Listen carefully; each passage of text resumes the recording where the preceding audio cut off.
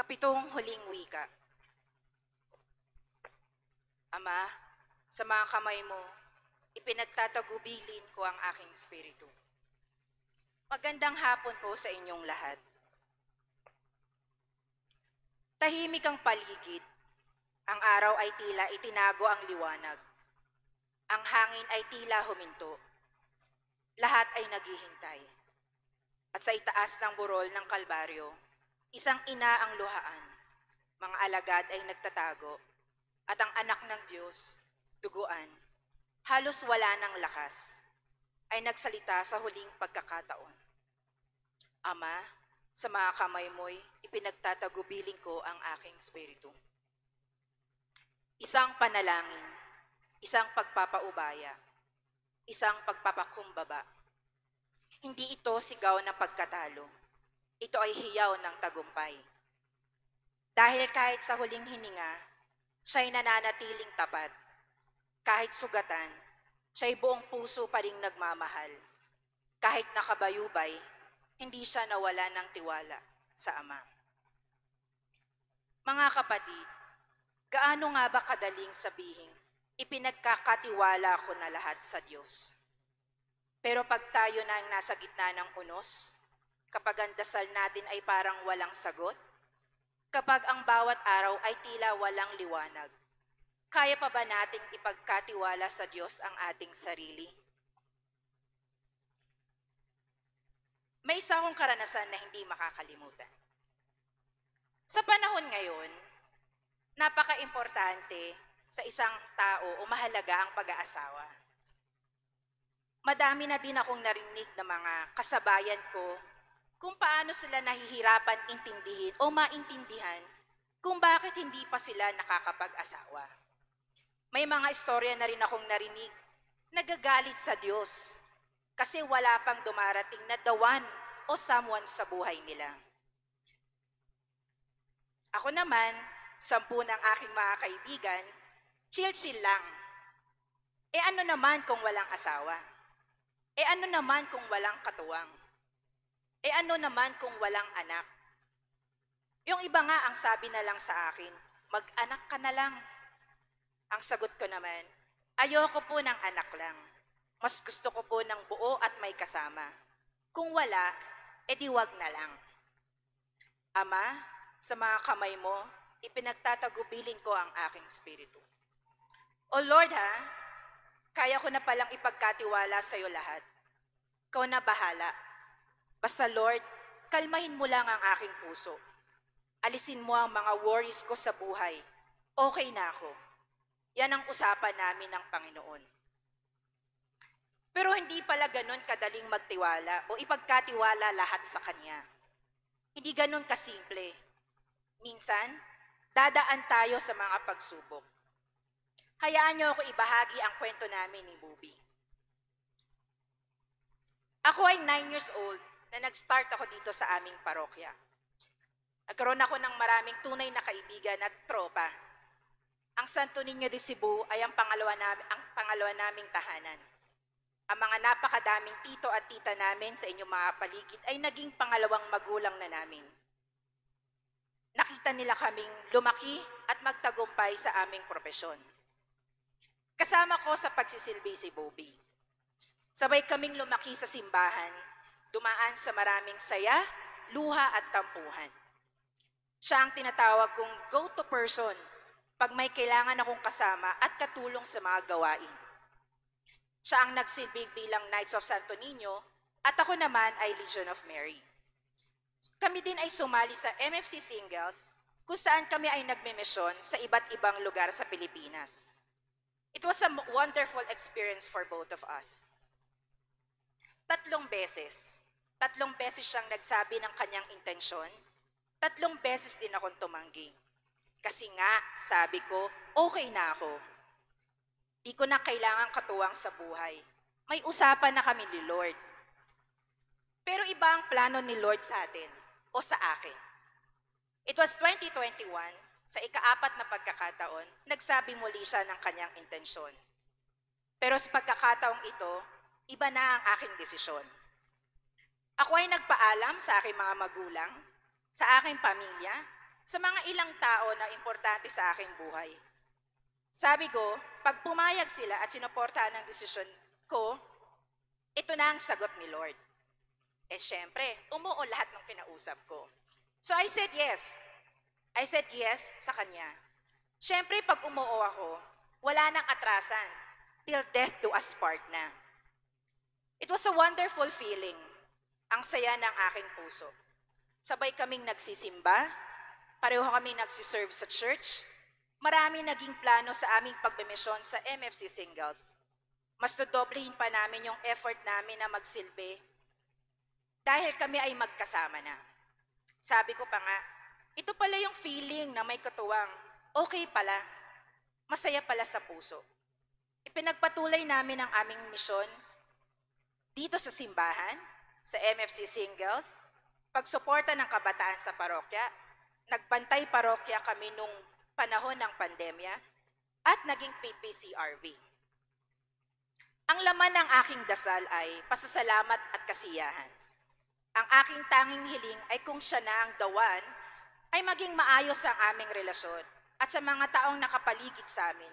Sabi ko, Lord, ito na, ikaw na bahala ulit. Feeling ko naman na ipagkatiwala ko naman lahat sa Kanya. I was faithful to the Lord. Okay na. Isang gabi, isinugod namin siya sa ospital dahil nanakit yung kanyang tiyan.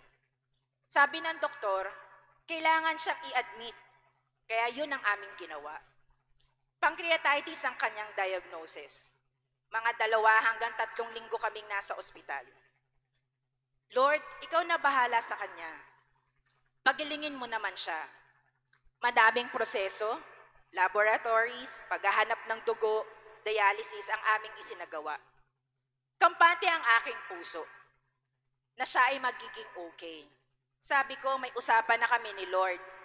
Lord, ikaw nang bahala. Alam mo na yan. Diba? Ama, sa mga kamay mo'y ipinagtatagubilin ko ang aking spiritu.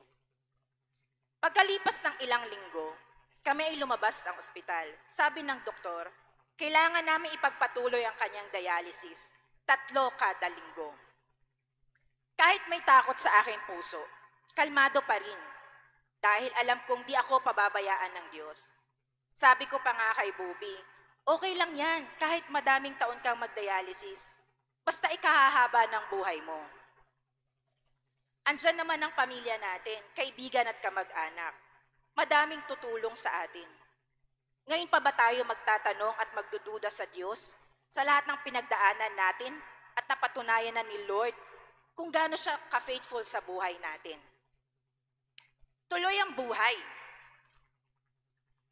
3 buwang lumipas. Patuloy pa rin nagpupunta para sa kanyang dialysis. It was September 3, 2022. Isang umaga, tumawag ang aking matalik na kaibigan na si Clark. Sabi niya, wala na si inay. Lola namin yon. Napabalikwas ako sa aking kama. Ha? Wala na si inay? Ako'y napaluha at dali-daya ako nagpunta sa kanilang tahanan upang makitang muli sa pahuling pagkakataon si inay. Ako ay nagdasal para sa kanyang kaluluwa. Sa parehong araw, bigla akong nakakuha ng text message na nagsasabi, kailangan naming isugot sa ospital si Bobby. Nahihirapan huminga at sumusuka pa. Kaya ako ay dali-dali nagpunta kasama ng aking 2 kaibigang si Joe at si Carlo. Pero sa aking puso, wala akong nararamdaman na takot. Kasi alam ko, pag ibinigay mo na lahat sa Diyos, lahat ay magiging okay. Habang nasa sasakyan, nakiki-update lang kami at nagsasabi kung nasaan na kami. Naalala ko pa nga, bumili pa kami ng mais kasi bigla kaming ginutom. It took us 2.5 hours to drive papunta sa kanila. Sobrang traffic. Pero okay lang, si Lord naman yung kakampi namin eh.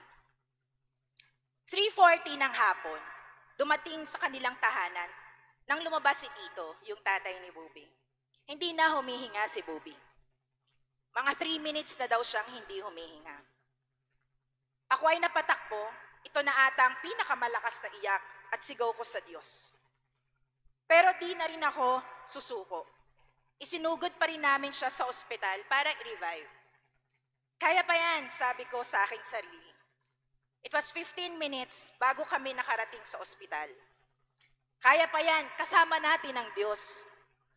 Nasa ER kami, nakatingin sa kanyang katawan. Sabi ng doktor, 30 minutes. 30 minutes namin siyang itry i-revive. Pag hindi siya huminga, i-declare na namin siya. Okay, sabi namin. Nag-sign kami ng mga documents for waiver. Isinagawa ang dapat isagawa. Ito na ata ang pinakamahabang 30 minutes sa buhay ko. Naghihintay. Sa aking dasal sa panahon na yon,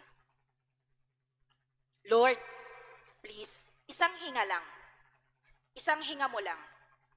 Ipapangako ko na ipangangalandakan ko ang iyong salita at himala kay Bobby. Di kami titigil sa pagsiserve. Lahat gagawin namin, isang hinga mo lang please. Nakikipag-bargain pa ako kay Lord. Ama, sa mga kamay mo, ipinagtatagubilin ko ang aking spirito. Dumating ang doktor, ito na ata ang pinakamasakit na balita. Wala na siyang hininga. Time of death, 4:05 p.m. Ha? Anong nangyari? Wala na?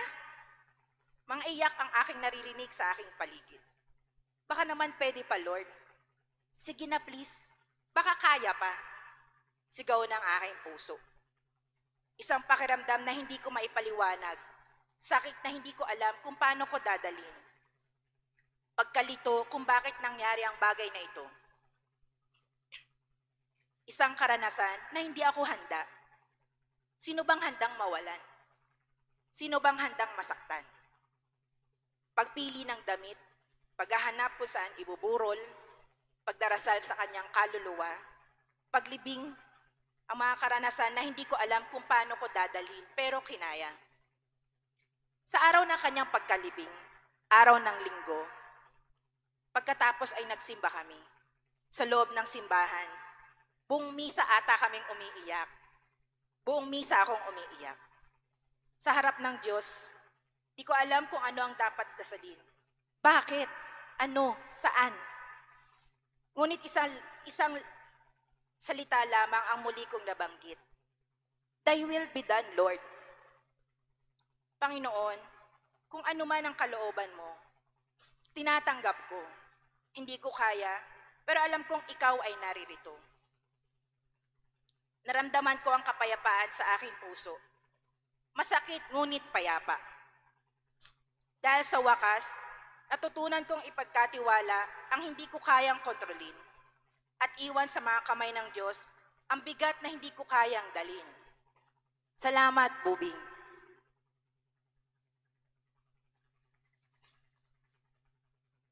Mga kapatid, hindi madali ang sumuko sa Diyos. Hindi madaling magsabing, Ama, sa mga kamay mo'y ipinagtatagubilin ko ang aking spirito. Lalo na kung ang puso natin ay sugatan at ang isipan ay litong-lito. Pero doon, sa punto ng ating kahinaan, doon pinakamalakas ang Diyos. At doon, sa dulo ng ating kakayahan o kakayanan, nagsisimula ang kanyang biyaya. Sa huling wika ni Jesus, may hamon at paanyaya. Magtiwala ka, kahit masakit, kahit walang kasiguraduhan, kahit hindi mo maiintindihan. Ngayon ang tanong natin sa ating sarili o sa aking sarili. Ano ang mga bagay na pilit kong kinokontrol sa buhay ko? May mga alaala ba akong hindi ko kayang bitawan? May mga sugat ba akong pilit itinatago na tanging si Kristo lamang ang makakagamot? At handa ba ako ipagkatiwala sa Ama ang aking buong pagkatao? Kahit hindi ko alam ang magiging bukas. Mga kapatid, sa bawat araw ng ating buhay, naway matuto tayong manalangin ng katulad ni Jesus. Ama, sa mga kamay mo, pinagtatagubilin ko ang aking spirito. Hindi ito panalangin ng pagkatao, kundi ng pananampalatayang buo. Hindi ito pagtatapos, kundi simula ng bagong pag-asa. At kapag natutunan nating ipagkatiwala sa ating spirito sa Diyos, doon tayo tunay na nabubuhay. Ama, Sa mga kamay mo'y ipinagtatagubilin ko ang aking spiritu. Maraming salamat po at naway ang biyaya ng krus ni Kristo ay manatili sa ating puso.